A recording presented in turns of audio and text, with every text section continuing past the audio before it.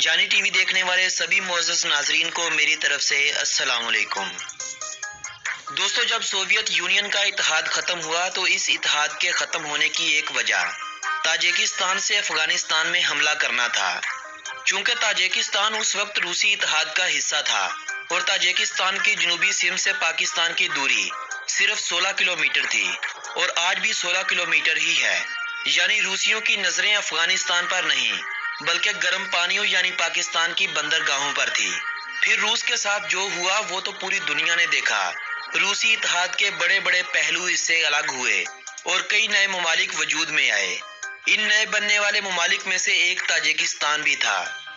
وسط ایشیا میں خشکی سے گھرا ہوا یہ ملک، جس کی سرحدیں مشرق میں چین، مغرب میں ازبیکستان، شمال میں کرغزستان اور جنوب میں افغانستان سے ملتی ہیں، دراصل ایک زمین بند ملک ہے، یعنی اس ملک کے کسی بھی اطراف سے اس کو سمندر نہیں لگتا۔ یہ تاجک لوگوں کا ملک ہے، تبھی تو اس ملک کو تاجکستان یعنی تاجک لوگوں کے رہنے کی جگہ کا نام دیا گیا ہے۔ تاجکستان کے بارے میں مزید معلومات حاصل کرنے کے لیے ہماری اس ویڈیو کو مکمل دیکھیے گا، اور جن دوستوں نے ابھی تک ہمارے اس چینل کو سبسکرائب نہیں کیا، ان دوستوں سے گزارش ہے کہ ہمارے اس چینل کو سبسکرائب کر لیجئے اور ساتھ موجود گھنٹی کے بٹن کو بھی دبا دیجئے تاکہ سیر و سیاحت اور معلومات پر مبنی کوئی بھی ویڈیو آپ دوستوں سے کہیں مس نہ ہو جائے۔ دوستو، یہ سرزمین جہاں آج کا تاجکستان آباد ہے، 4000 قبل مسیح سے مستقل آباد ہے۔ یہ علاقہ مختلف ادوار میں مختلف سلطنتوں کے زیر نگیں رہا۔ قبل مسیح میں یہ علاقہ باختر کی سلطنت کا حصہ تھا۔ آخری ادوار میں اس کے کچھ حصے پر سکندر اعظم نے اپنی فتح و کامرانی کا پرچم لہرا دیا، لیکن بہت جلد یہ علاقہ مقامی قبائل کے کنٹرول میں چلا گیا۔ 7ویں صدی عیسوی میں کوئی بھی طاقت اسلامی سلطنت کا یہاں رستہ نہ روک سکی۔ عباسی دور کے اواخر میں سلطنت اسلامیہ کے مختلف حصوں پر نئی ریاستیں وجود میں آ رہی تھیں، تو اولین ریاستوں میں یہاں قائم ہونے والی ایک ریاست سامانی سلطنت بھی تھی، جس نے سمرقند اور بخارا کے شہر بنائے، جو بعد میں تاجکوں کے ثقافتی مرکز بنے۔ بعد ازاں کچھ عرصہ یہاں منگولوں نے بھی عارضی قبضہ کیا۔ سلطنت روس کا حصہ بننے سے پہلے یہ علاقہ کافی عرصہ سلطنت بخارا کا حصہ بھی بنا رہا۔ 19ویں صدی میں روسی سلطنت نے وسط ایشیا میں اپنے پنجے گاڑنے شروع کر دیے اور تاجکستان پر بھی قبضہ کر لیا۔ پہلی جنگ عظیم کے خاتمے کے بعد وسط ایشیا میں روسیوں کے خلاف مسلمانوں کی ایک تحریک چلی۔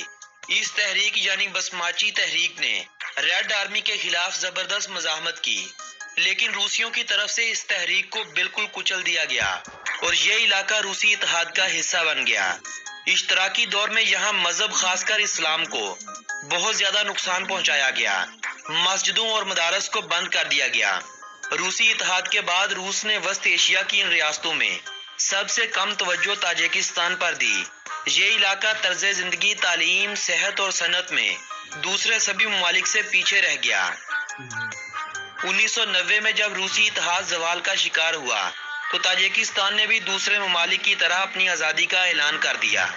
پاکستان اور ترکی دنیا کے ان ممالک میں سے ایک تھے جنہوں نے سب سے پہلے تاجکستان کی آزادی کو تسلیم کیا تھا۔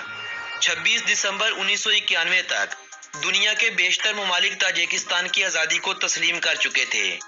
2 مارچ 1992 کو اقوام متحدہ نے بھی اس ملک کی آزادی کو تسلیم کر لیا، لیکن اس عرصے کے دوران یعنی صرف 1.5 سال کے عرصے کے دوران اس ملک نے تاریخ کی وہ خانہ جنگی دیکھی جو نہ تو پہلے کبھی دیکھی تھی اور نہ ہی شاید دوبارہ کبھی دیکھے۔ خانہ جنگی کے اس دور میں مختلف قبائل آمنے سامنے ہوئے۔ غیر مسلم آبادی جو زیادہ تر روسیوں اور یہودیوں پر مشتمل تھی، ملک سے ہجرت کر گئی۔ 1992 میں انتخابات ہوئے تو امام علی رحمان برسر اقتدار آئے، جو اب تک ملک کے حکمران ہیں۔ 1999 میں دوبارہ انتخابات ہوئے تو اس بار بھی جیت امام کا مقدر بنی۔ چاروں اطراف سے خشکی سے گھرا ہوا یہ ملک وسط ایشیا کا رقبے کے حوالے سے سب سے چھوٹا ملک ہے۔ ملک کا زیادہ تر حصہ پہاڑوں پر مشتمل ہے۔ ملک کا کل رقبہ 1,43,100 مربع کلومیٹر ہے۔ اپنے رقبے کے حوالے سے اس ملک کا پوری دنیا میں 94ویں نمبر پر شمار کیا جاتا ہے۔ ملک کی کل آبادی 89,30,000 افراد ہے۔ آبادی کے حوالے سے ملک کا شمار دنیا کے 96 نمبر پر آنے والے ملک کے طور پر کیا جاتا ہے۔ +992 इस मुल्क का कंट्री कोड है और .tj इस मुल्क का कंट्री डोमेन नेम है। ये मुल्क पाकिस्तान के शुमाल में वाखान कॉरिडोर से पाकिस्तान और ताजिकिस्तान के दरमियान सिर्फ 16 किलोमीटर की दूरी पर वाक़ है, लेकिन दोनों ममालिक के दरमियान टाइम का कोई भी डिफरेंस नहीं है।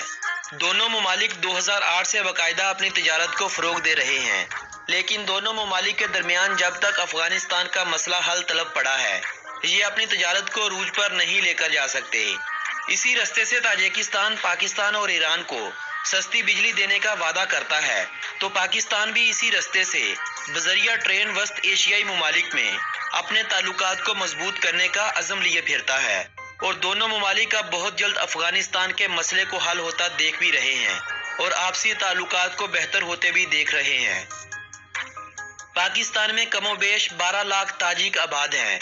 ये ताजिक ताजिकिस्तान की आज़ादी के बाद होने वाली खाना जंगी के दौरान पाकिस्तान में मुंतकिल हो गए थे। कुछ तो मुल्क के हालात के बाइस यहाँ चले आए थे, इनमें से कुछ तो हालात सही होने के बाद वापस चले गए, लेकिन ज्यादातर पाकिस्तान के शुमाली इलाका जात जिनमें चित्राल और गिलगित का इलाका है वहीं बस गए। रूसी इत्तेहाद से आज़ादी के बाद कुछ अरसा तो इस मुल्क में रूसी रूबल का इस्तेमाल होता रहा, लेकिन बाद अज़ां ताजिकिस्तानी रूबल मुतारफ करवा दिए गए। लेकिन अक्टूबर 2000 ईस्वी में रूबल को ख़त्म करते हुए मुल्की करेंसी को सोमोनी का नाम दिया गया। ये नाम ताजिक कौम के बाप इस्माइल सामानी के नाम पर करेंसी को दिया गया था, जो 10वीं सदी में ताजिकिस्तान के हुक्मरान गुजर चुके थे। आज ताजिकिस्तान का एक सोमोनी 17 पाकिस्तानी रुपयों जबकि 7.30 इंडियन रुपयों के बराबर है। 5वीं सदी कबले मसीह में आबाद होने वाला दुशंबे नामी शहर आज ताजिकिस्तान का दारुल हुकूमत होने के साथ साथ इस मुल्क का सबसे बड़ा शहर होने का भी एजाज रखता है। 124 मरबा किलोमीटर रकबे पर फैला हुआ ये शहर आज 7,80,000 लोगों का मस्कन बना हुआ है। दुशंबे के बाद मुल्क का दूसरा सबसे बड़ा शहर खुजंद है, जहां कमोबेश 2 लाख अफराद रहाइश पजीर हैं। फारसी जुबान की एक किस्म ताजिक जुबान आज ताजिकिस्तान की सरकारी जुबान होने का एजाज रखती है। आम बोलचाल और कारोबार के लिए आज भी रूसी जुबान का इस्तेमाल होता है। साल 2009 से पहले सरकारी सतह पर भी रूसी जुबान का बाकायदा इस्तेमाल होता था, लेकिन साल 2009 के बाद ये इख्तियारात ताजिक जुबान के पास चले गए। ताजिकिस्तान अपने दूसरे हमसाया ममालिक से मुईशत में काफ़ी पीछे है और मुल्क में गुर्बत भी ज़्यादा है, मगर इन सब के बावजूद ताजिकिस्तान में तालीम की शरह 99% है। तालीम की तरफ अवाम के इस लगाव के पीछे सोवियत दौर में फ्री और आला तालीम का वो निज़ाम आज भी कार फरमा है, जिसे रूसियों ने यहाँ अपने आखिरी दौर में मुतारफ करवाया था। सेहत के हवाले से इस मुल्क में अभी बहुत नए इकदामात करने की ज़रूरत है। इंसानों की औसतन उम्र यहाँ 68 साल के करीब है। सुन्नी मुस्लिम इस मुल्क में सबसे ज्यादा आबाद हैं। मुस्लिम आबादी के 97% लोग मुसलमान हैं। 1.5% मसीही आबादी भी यहाँ आबाद है और बाकी 1.5% में आपको दूसरे कई मज़ाहब से जुड़े लोग नजर आएंगे। कुश्ती की एक किस्म कुश्तीगीरी इस मुल्क की कौमी खेल है। मुल्क की दूसरी सबसे मकबूल खेल बुज़कशी है। इस खेल को खेलने का अंदाज पोलो की तरह होता है, लेकिन इसमें बाल की जगह एक मरी हुई बकरी का इस्तेमाल किया जाता है। मुल्क की तीसरी सबसे मकबूल खेल फुटबॉल है। आज़ादी के बाद इस मुल्क ने 4 ओलंपिक्स गोल्ड मेडल अपने नाम कर रखे हैं। रग्बी यूनियन भी अब इस मुल्क में मकबूल होता एक खेल बन रहा है। 2012 से बाकायदा मुल्क की क्रिकेट टीम भी और एक अदारा भी कायम है, लेकिन क्रिकेट के दीवाने यहाँ बहुत ही कम पाए जाते हैं। इस मुल्क में कुल 26 एयरपोर्ट्स हैं। दुशंबे इंटरनेशनल एयरपोर्ट ही ज्यादातर इंटरनेशनल फ्लाइट्स के लिए इस्तेमाल किया जाता है, जबकि रशिया से आने वाली कुछ फ्लाइट्स खुजंद इंटरनेशनल एयरपोर्ट का इस्तेमाल भी करती हैं। मुल्क की सबसे बड़ी एयरलाइन सोमोन एयर है, जो कि उज़्बेकिस्तान, कजाकिस्तान, रशिया, चीन, जर्मनी, तुर्की और दुबई के लिए अपनी उड़ान भरती है। मुल्क में कुल 680 किलोमीटर रेल का जाल बिछाया गया है, जो कि ताजिकिस्तान को रशिया, उज़्बेकिस्तान, तुर्कमेनिस्तान और कजाकिस्तान जैसे ममालिक से जोड़ता है। मुल्क में 28,000 किलोमीटर सड़कों का जाल बिछाया गया है। अलबत्ता छोटे छोटे देहात को जाने वाली बहुत सारी सड़कें आज भी पुख्ता नहीं की गई हैं। ताजिकिस्तान को अगर दरियाओं का मुल्क कहें तो ये कहना भी गलत नहीं होगा, क्योंकि इस मुल्क में दरियाओं की बहुतात है। 10 किलोमीटर से लंबे दरियाओं की तादाद 900 से ज्यादा है और 10 किलोमीटर से कम दरियाओं को गिनती में शुमार ही नहीं किया गया है। 528 किलोमीटर लंबा दरिया बरतांग इस मुल्क का सबसे बड़ा दरिया है और 524 किलोमीटर लंबाई का हामिल बख्श दरिया दूसरा सबसे बड़ा दरिया है। मुल्क का 2% रकबा कुदरती झीलों ने अपने घेरे में ले रखा है। मुल्क में मौजूद झीलों की तादाद 20 के करीब है। ताजिकिस्तान की सबसे ज्यादा बिजली इन्हीं दरियाओं पर बांध कर बनाई जाती है और यही बिजली ताजिकिस्तान पाकिस्तान को मुस्तकबिल करीब में बेचने का इरादा रखता है। मुल्क का 72% रकबा बिल्कुल भी ज़राअत के काबिल नहीं है, क्योंकि बहुत ज्यादा पहाड़ होने की वजह से काबिल काश्त रकबा बहुत ही कम है।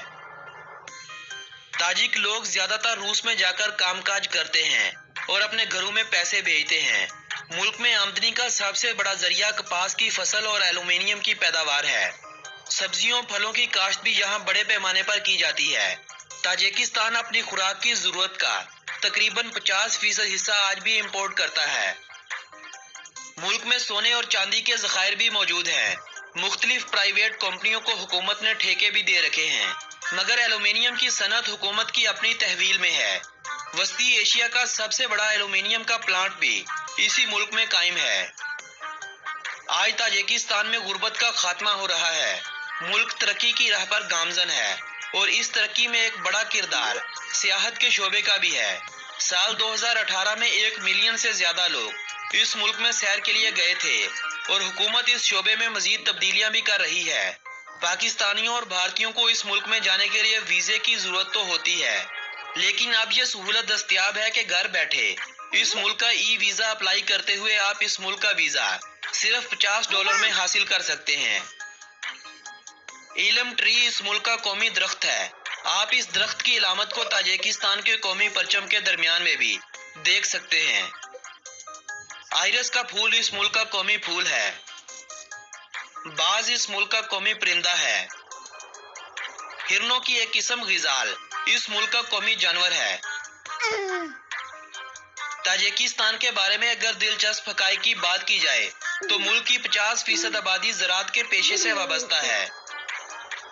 ताजिकिस्तान के दारुल हुकूमत दोशंबे में लगा फ्लैग दुनिया का दूसरा सबसे ऊंचा फ्री स्टैंड फ्लैग है। ताजिकिस्तान में 2 यूनेस्को हेरिटेज साइट्स भी हैं। दुनिया का अजीम तजारती रास्ता जिसे सिल्क रूट यानी शाहराए रेशम कहा जाता है, इसी मुल्क से गुजरकर दुनिया को चीन से मिलाता है। ताजिकिस्तान की 99% बिजली की जरूरत को हाइड्रो पावर सिस्टम से पूरा किया जाता है। ताजिकिस्तान में बना नोरेक डैम दुनिया का सबसे ऊंचा और दुनिया का दूसरा सबसे लंबा डैम है।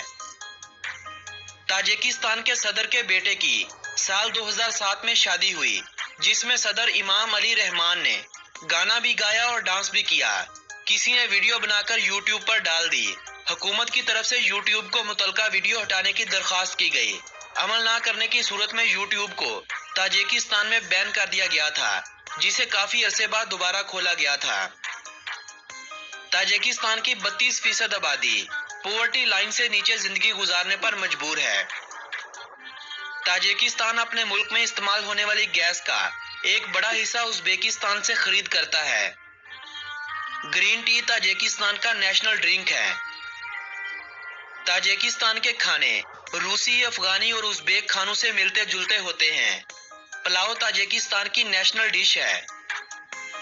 ताजिकिस्तान का ज्यादातर इलाका पहाड़ी होने की वजह से ये सरजमीन हमेशा से ज़लज़लों की जद में रही है और ये भी एक हकीकत है कि जितना जानी नुकसान इस मुल्क में कुदरती आफात से हुआ है, इतना कभी किसी जंग से नहीं हुआ। दोस्तों, ये थी ताजिकिस्तान के बारे में दिलचस्प मालूमात पर मबनी एक मालूमाती और तफरीही वीडियो। अगर ये वीडियो आप लोगों की मालूमात में इजाफे का सबब बनी हो तो इस वीडियो को अपने अजीजों अहबाब के साथ व्हाट्सएप और फेसबुक वाल पर शेयर करते हुए अपनी पसंदीदगी का इजहार लाजमी कीजिएगा। मेरी हौसला अफजाई के लिए इस वीडियो को लाजमी लाइक कर दीजिएगा। अगली वीडियो किस मुल्क के बारे में होनी चाहिए, अपनी राय का इजहार बजरिया कमेंट हमारे साथ करते रहिए। آپ دوستوں سے ملاقات ہوگی ایسی ہی کسی معلوماتی ویڈیو کے ذریعے۔ تب تک کے لیے اپنے اس دوست محمد نبیل کو دیجیے گا اجازت۔ اللہ نگہبان۔